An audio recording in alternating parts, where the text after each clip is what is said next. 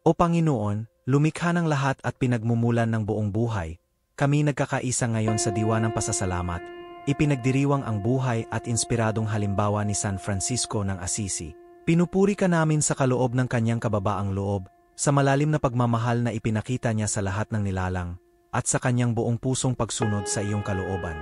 Naway ang halimbawa ni San Francisco, na laging nakaalay sa mga mahihirap at nangangailangan, ay magturo sa amin na mamuhay ng may payak na pamumuhay, pahalagahan ang bawat nilalang na iyong inilagay sa aming landas, at tratuhin ang mundong iyong ibinigay ng may tamang respeto. Nagsusumamo kami, Ama, na ang patotoo ni San Francisco ay tumulong sa amin na yayon ang aming mga kilos, iniisip, at salita sa iyong plano, upang, tulad niya, kami maging refleksyon ng iyong liwanag at maipakalat ang iyong pagmamahal sa aming pang-araw-araw na buhay. Buksan mo ang aming mga puso sa iyong salita, at naway ang mensaheng aming maririnig ngayon ay magpanibago ng aming pananampalataya, magpatibay ng aming pasasalamat, at gabayan kami sa higit pang paglilingkod sa kapwa. Naway, sa kababaang loob at pagtitiwala, tahakin namin ang daang magdadala sa amin sa kabuuan sa iyo. Kinikilala ang iyong presensya sa bawat nilalang at bawat kilos ng kabutihan.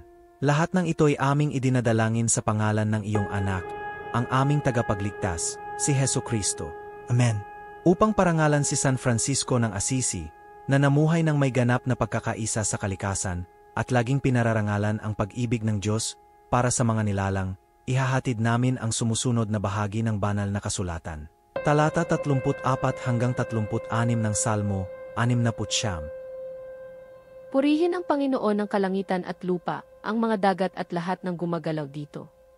Sapagkat ililigtas ng Diyos ang Siyon at itatayo ang mga lungsod ng Juda. Doon maninirahan ang mga tao at aangkinin nila ang lupain, mamanahin ito ng mga anak ng kanyang mga lingkod, at titira roon ang mga umiibig sa kanyang pangalan. Salita ng Diyos. Salamat sa Diyos. Ang Salmo 69 ay nag-anyaya sa atin na purihin ang Diyos kasama ng buong nilikha, ang langit, ang lupa, ang dagat, at lahat ng may buhay. Ang tawag na ito para sa kalikasan na ipagdiwang ang may lalang ay lubos na nakaayon sa diwa ni San Francisco ng Assisi, na sa bawat nilalang ay nakikita ang pagmamahal ng Diyos. Para kay San Francisco, ang nilikhang mundo ay higit pa sa isang kapaligiran lamang. Ito'y isang buhay na refleksyon ng pag-ibig at kapangyarihan ng Diyos. Nakikita niya sa bawat nilalang, mula sa mga hayop hanggang sa mga elemento ng kalikasan, mga tunay na kapatid na sama-samang nagpupuri sa Panginoon. Araw-araw na ipinapakita ni San Francisco ang ganitong paggalang sa kalikasan. Kinikilala ang presensya ng Diyos sa bawat detalye nito. Nakikita niya ang Diyos sa mga simpleng bagay, sa paglipad ng mga ibon, sa ihip ng hangin, sa kislap ng tubig, at maging sa init ng apoy. Para sa kanya, lahat ng ito ay karapat-dapat purihin sapagkat inihahayag nila ang kabutihan at pagiging perpekto ng may likha. Katulad ng imbitasyon ng Salmo na purihin ang Diyos kasama ng mga langit at lupa, ginawang buhay ni San Francisco ang isang patuloy na pagpupuri, isang walang katapusang pagpapahayag ng kagalakan dahil sa biyayang mula sa Diyos. Binabanggit din ng Salmo ang muling pagtatayo ng Siyon, na maihahalin tulad natin sa mga gawaing pagpapanibago na isinagawa ni San Francisco. Hindi lamang siya nagtayo ng mga simbahan, tulad ng simbahan ni San Damiano, kundi pinalakas din niya ang pananampalataya ng marami. Ang kanyang halimbawa ng kababaang loob, paglilingkod, at debosyon ay muling nagpapaalab sa pananampalataya ng mga taong nasa paligid niya. Gaya ng ipinangako ng Diyos na muling itatayo ang lungsod para sa mga nagmamahal sa Kanya, tayo rin ay tinatawagan upang makibahagi sa espiritual na pagpapanibago, sa pamamagitan ng pagpapalaganap ng kapayapaan, pagkakasundo, at pagpapagaling sa ating mga komunidad. Ang mensahe ng buhay ni San Francisco ay nagtuturo sa atin na ang tunay na kagalakan at kasiyahan ay nasa pamumuhay na may pagkakaisa sa Diyos at sa Kanyang mga nilikha. Ipinapakita niya sa atin na ang kasimplehan, kababaang loob, at pagmamahal sa kapwa ang daan patungo sa kaligayahang ito. Sa Kanyang buong pusong pagmamahal sa mundo, hinahamon tayo ni San Francisco na pag-isipan kung paano natin pinapahalagahan ang mga nilikha sa ating paligid. Nakikita ba natin ang kamay ng Diyos sa mga simpleng bagay, gaya ng nakikita niya? Pinangangalagaan ba natin ang kalikasan ng may pagmamahal at respeto na nararapat dito? Ang Salmo ay nagdadala din ng pangako. Ang mga nagmamahal sa pangalan ng Diyos ay mamanahin ang lupa at maninirahan dito. Si San Francisco, na tinalikuran ang mga materyal na yaman, ay nakatagpo ng isang hindi masukat na kayamanang espiritual. Ang kanyang buhay ay nagtuturo sa atin na kapag inialay natin ang ating mga puso sa pagsunod sa kalooban ng Diyos, hindi material na yaman ang ating mamanahin, kundi isang espiritual na kayamanang magpupuno sa atin ng kapayapaan at kagalakan, tulad ng naranasan ni San Francisco sa kanyang simpleng pamumuhay. Sa makatuwid, habang binubulay-bulay natin ang salmong ito sa liwanag ng buhay ni San Francisco, tinatawagan tayong mamuhay ng may pasasalamat at pagpupuri. Dapat nating kilalanin ang presensya ng Diyos sa buong nilikha at kumilos ng may respeto at pagmamahal dito.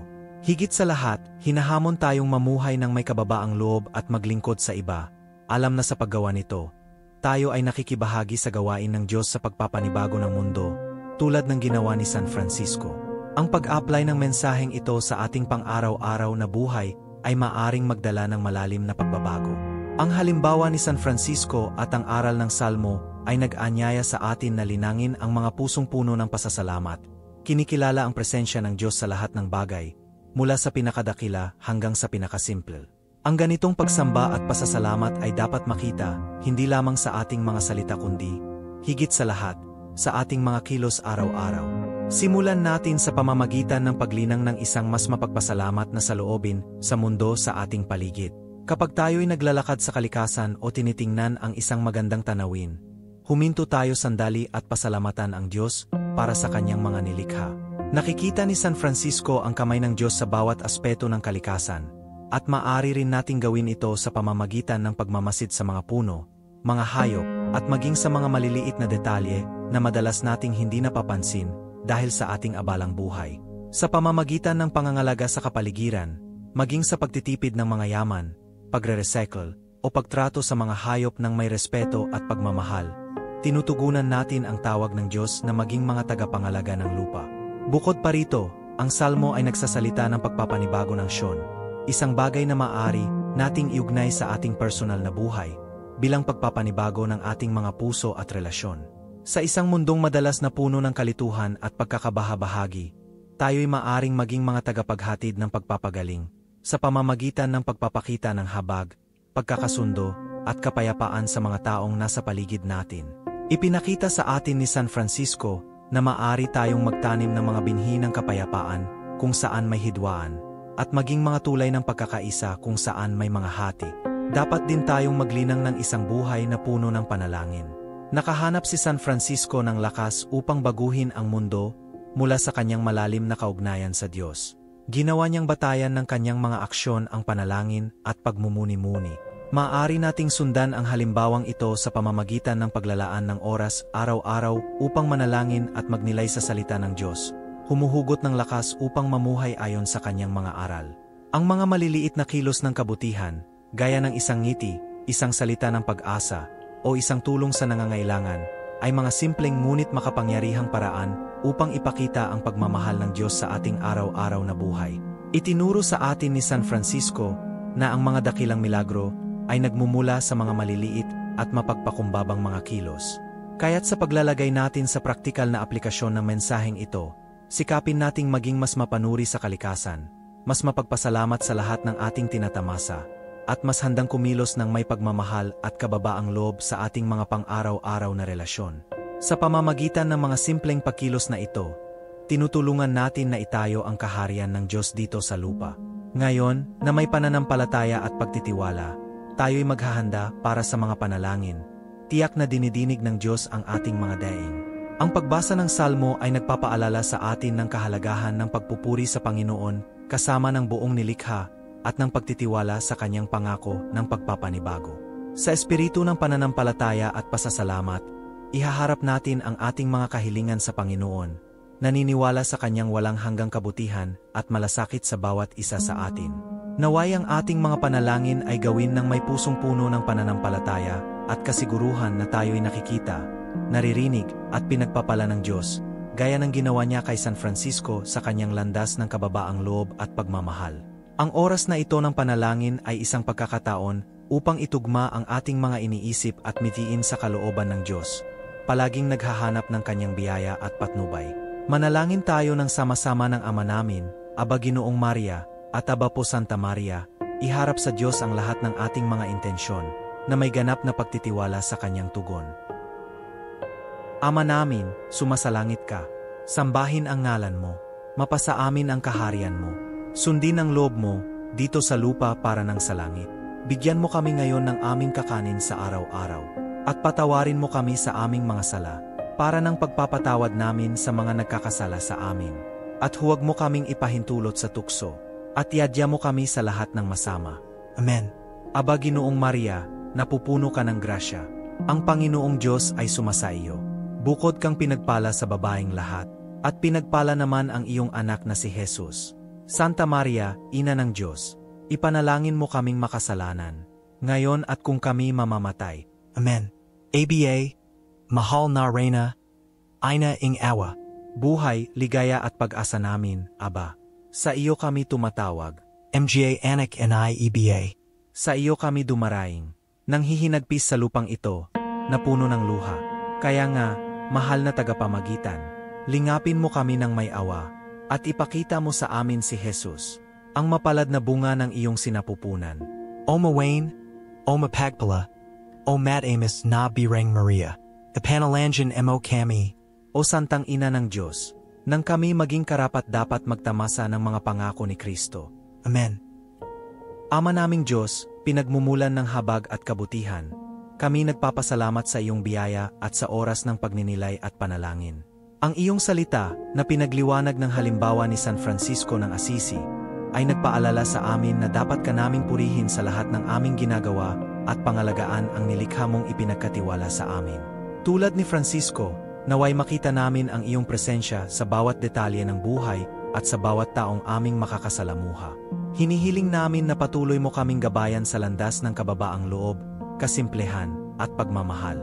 Gawin mo kaming mga instrumento ng iyong kapayapaan.